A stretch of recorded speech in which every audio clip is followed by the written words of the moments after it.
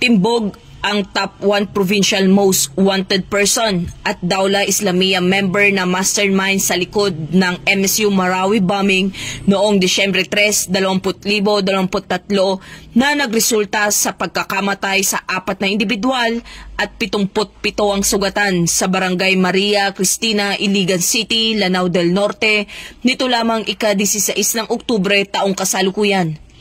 Kinilala ni Police Colonel Robert S. Daculan, Provincial Director ng Lanao del Sur Police Provincial Office, ang suspect na si alias Lapitos, residente ng Barangay Lininding, Munay, Lanao del Norte.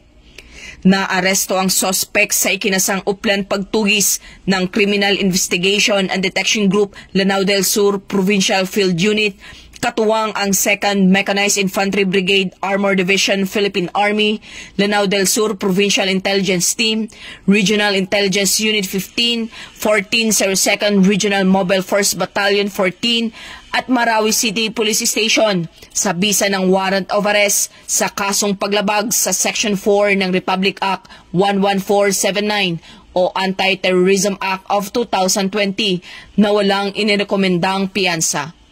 Patuloy naman ang Lanao del Sur PNP, katuwang ang iba pang ahensya ng pamahalaan na magsasagawa ng kanilang sinumpaang tungkulin na hulihin ang mga nagkasala sa batas upang makamit ang maayos at mapayapang bagong Pilipinas. Mula rito sa rehiyon ng Bangsamoro, ako ang inyong Police News Network Correspondent, Patrolwoman Maria Señora Agbuya, alagad ng batas, tagataguyod ng balitang pulis.